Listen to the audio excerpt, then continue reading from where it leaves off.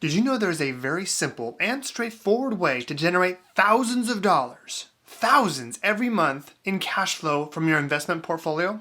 It doesn't matter if you prefer to own index funds like the S&P 500, growth stocks such as Apple or Google, and even dividend stocks such as 3M, Coca-Cola, or even Procter & Gamble. This method of generating cash flow is known as selling covered calls. This video is designed for the complete beginner investor who wants to generate cash flow from their portfolio and either knows absolutely nothing about covered calls, and it's also for investors whose blood pressure increases every time somebody uses the word options in a sentence. We're going to cover everything you need to know to get started. We'll talk about what call options actually are, how to sell a covered call, how to read an option chain, how to pick the right option to sell, and we will jump into my own portfolio and sell a covered call together in this video. That's a lot to cover, so let's not waste any time. Let's jump right in.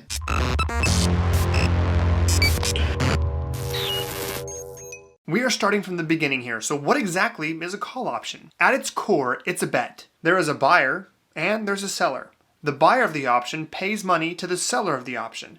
This is no different than what occurs when you buy insurance. When you go out and buy auto insurance, you are buying insurance, and the insurance company is selling insurance. In exchange for the possible benefit in the future, you pay the insurance company a premium. This contract obligates the insurance company to provide a benefit in specific situations. Sticking with this insurance example, let's say you buy an auto insurance policy with a 12-month term that costs you $1,000. Your insurance policy protects you against certain events that might occur to your vehicle, including auto theft, a rock hitting your windshield, a car crash that puts people in the hospital, etc. In this situation, the insurance company is betting that the actual cost of insuring your vehicle or any of these events will be less than $1,000 in the year. And in exchange, you have peace of mind as the buyer of the insurance that your vehicle is protected. So let's transition back to stocks. If you happen to be the buyer of a call option, you are betting that the price of a stock will be above a specific price in the future. If you are buying an option, that means somebody is selling you the option. Every transaction must have both a buyer and a seller, or no contract is created. The seller of the option contract in this scenario is betting that the price of a stock will be lower than a specific price in the future. This price is known as the strike price. To make sure we are on the same page, let's look at all of the specific terms involved. This is known as an option chain. You can think of it as the options marketplace. It lets you know what the going price is for all of the different option contracts currently available to be bought or sold. Every brokerage has a slightly different look to the option chain, but the information presented is all the same. The left side of the option chain is for call options, and the right side is for put options. The options marketplace is first distinguished by when the option expires. Some stocks only have one contract expiration every month, which would usually be the third Friday of every month. More popular and highly traded investments might have weekly stock option contracts that expire every Friday. With certain exchange-traded funds, you even have 3 different expiration dates every week, on Monday, Wednesday, and Friday. With Fidelity, these expiration dates are shown right here. Next, option contracts are separated by different strike prices. The strike price, shown right here, is the price at which the option contract can be exercised by the option buyer. Then we have the bid and the ask price. The bid is the highest price that somebody is willing to pay, and the ask price is the lowest price that a seller is willing to sell for. These numbers right here are based on 1 share, but it's important to note that every option contract is for 100 shares, not just 1 share. What this means is the total price for an option would be this figure multiplied by 100. From this point forward, we are talking exclusively about selling options because this is how we are generating cash flow.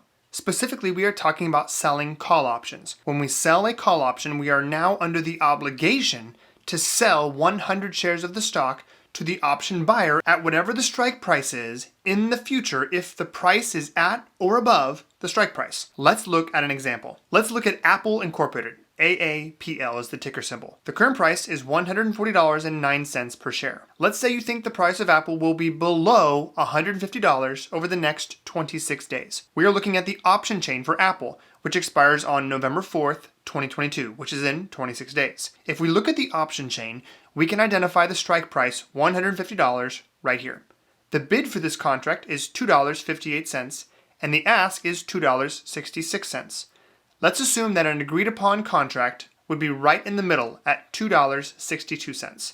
To get the full price, we would take $2.62 times 100, which equals $262. If you wanted to buy this option, it would cost you $262. And if you wanted to sell this option, you would receive $262. And if you sold this option, you would immediately receive the $262 in your brokerage account. What would happen next depends on what happens with the price of Apple stock. If the stock price is below $150 per share at the end of business on November 4th, the option contract would be completely worthless to the buyer. As the seller of the option, you would keep every bit of the option premium paid to you, and you would be under no obligation any longer. If the stock price is above $150 per share, then the option contract would be exercised. The option buyer would be exercising their right to receive 100 shares of Apple stock at the strike price of $150 per share, and you would be obligated to sell those 100 shares to the option buyer for $150 per share. If shares for Apple are trading for $175 per share, you still have to sell the shares for $150 per share. The most logical question at this point is, where do I get the 100 shares of Apple stock so that I can sell them to the buyer? Well, if you don't own any shares of Apple stock, you have to go out into the marketplace, buy 100 shares, and then immediately sell them for $150 per share. If the price of Apple is currently $175 per share, this would mean you would need to go spend $17,500 to buy 100 shares and then immediately turn around and sell those 100 shares for only $15,000. This means you lock in a loss of $2,500. Furthermore, in this type of scenario, the risk is unlimited. You could have a crazy scenario where the stock soars by much more than $25 per share, in which case you could be locking in a loss of $5,000, $10,000, $15,000, even more. The solution to this type of scenario is to already own the shares of the stock and completely avoid the risk of having to go out and buy shares in the open market. My friends, let me introduce you to the covered call. What makes a covered call a covered call? Simple. You already own the shares. You completely avoid the risk of having to buy shares at unpredictable prices in the future. If for some reason the option gets exercised and you have to sell shares to the option buyer, it's simple. You just sell the shares you already own. Remember that every option contract is for 100 shares. As a result, to have a covered call, you must have 100 shares of a stock before you can sell the call option. Now that we have the groundwork laid, let's talk about some more details. Back to our option chain. How do we decide which option contract to sell? Well, it depends on what you are trying to accomplish. We can see that the value of the option contract goes down the further away you get from the current market price. This is because these option contracts are more and more likely to expire worthless for the borrower. Therefore, they're worth less money. It also appears that the lower the stock price, the more value the option contract has as well. However, there is more that's going on here than meets the eye. A call option contract with a strike price above the current market price is known as out of the money, or OTM, whereas a call option contract with a strike price below the current market price is known as in the money, or ITM. Finally, if the strike price matches the market price, then this is known as at the money, or ATM. When we think about the value of an option, why does an option contract that is currently out of the money, such as a 26-day option with a $150 strike price and current market price of $140, have any value at all? The answer is there are 26 days for the price of Apple stock to go up and past the strike price. In other words, there is time value built into the option. Otherwise, it has no value right now. Every option contract's value is made up of either extrinsic value, intrinsic value, or a combination of both. Let's say you had already sold this option contract right here. Strike price $138 and a current market price of $140.09. This option contract is in the money by $2 and has both intrinsic value and extrinsic value. To calculate the intrinsic value, you simply take the market price and subtract the strike price of the option. In this case, it would be $140.09 minus $138 equals $2.09. This is the intrinsic value of the option. The remainder of the option's value is extrinsic value. For this option, the market price is approximately $8. This means the extrinsic value is $8 minus $2.09 equals $5.91. The marketplace in this scenario is essentially saying, since there are 26 days left for the price of Apple to move up and beyond its current price, we place a value of $5.91 on this potential future value. As the price of a stock changes, so do all of these calculations. When you sell a covered call option, this option contract is viewable in your brokerage account, just like this.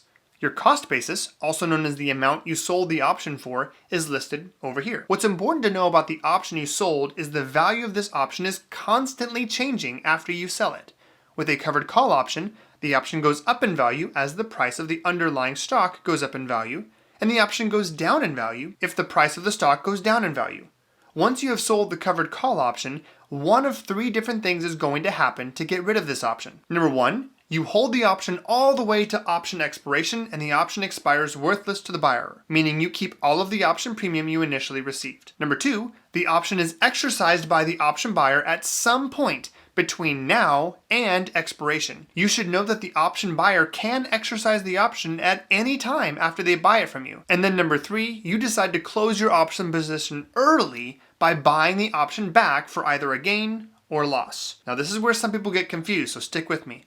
Remember, you opened this option position by first selling the option. In order to close this option contract out, you would need to do the opposite of what you did initially, which means you would need to buy it back. If the option's value is now higher than what you sold it for, then you're going to lose money if you buy it back. However, if you're able to buy the option back for less money than you originally sold it, then you made money. There are situations where an option's value might go down by a significant amount to where it is worth only a fraction of what you sold it for.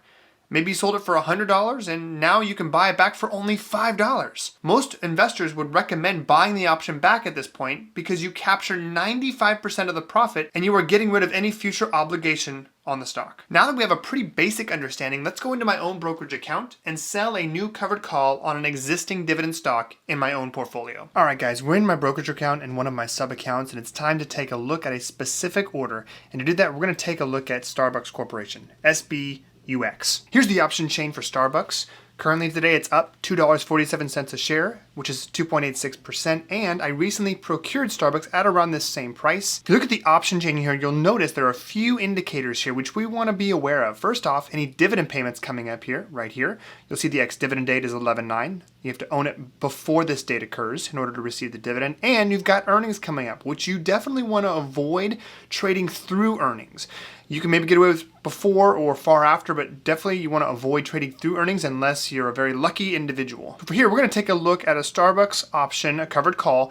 We're going to take a look at, we've got 10/21 here, which is 4 days out, or we can go 11 days out. So we're going to look at an out of the money covered call option for Starbucks, and we're going to go out 11 days. Now remember, price $88.84 right here, which means we want to sell right around a 20 to 25 delta here. So here are the strike prices, right? At the money is right here, $88.84, so right at $89.